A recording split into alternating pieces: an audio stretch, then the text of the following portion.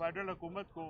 Commission बनाने की direction दी गई थी, लेकिन क्योंकि इस वक्त ये हुकूमत जो है वो पकड़ धकड़ और दूसरी इंतकामी कार्रवाइयों में मसरूफ़ है और पाकिस्तान के तूल अर्ज़ में पाकिस्तान तहरीक इंसाफ के से ताल्लुक़ रखने वाले रहनुमाओं और वर्कर्स को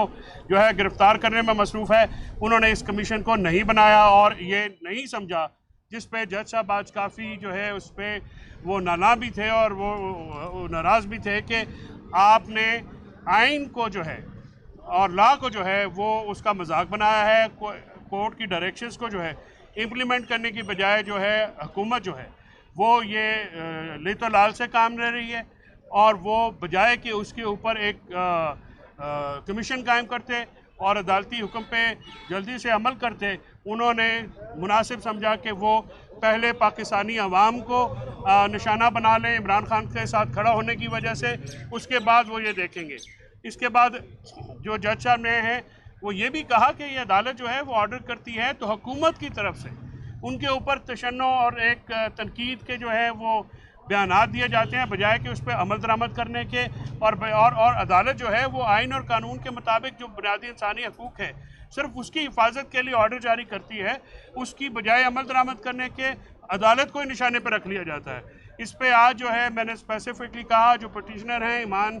मज़ारी और डॉक्टर साहबा की साहबजादी जो हैं, उन्होंने वहाँ पे ये कहा कि उनको थ्रेट किया गया है, हरास किया गया और ख़तरा है कि उनको इस कोर्ट की जुरिस्डिक्शन से बाहर लिया जाएगा, जिस पे कोर्ट ने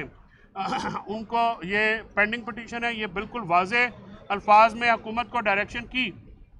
कि आप जो हैं किसी तरीके से इनको यहाँ से नहीं लेके जा सकते, और नवाज शरीफ और उसके जो चेले हैं जो इस अवाम के साथ कर रहे हैं, जो इस मुल्क के साथ कर रहे हैं, ये बहुत ही खिलाफ आइन और कानून बात है। और उनके जितने भी हवारी हैं वो इस वक्त एक तलंगेबाजी और बदमाशी में मसरूफ़ हैं, और उन्होंने ये वतीरा बना लिया है कि नहते अवाम को लोग 12-12 साल की बच्चियों के मुंह पे थप्पड़ मारे गए हैं, लोगों के घरों में गए हैं, बुजुर्ग ख़वातीन के बेडरूम्स में जाके एक बहिमाना कार्रवाई की गई है। इससे ज़्यादा आमराना, इससे ज़्यादा पुरतशद्दद कार्रवाई जो है वो नहीं की जा सकती थी, और ये बिलाशुबा इसके पीछे नवाज शरीफ, शहबाज शरीफ और उनका एक जो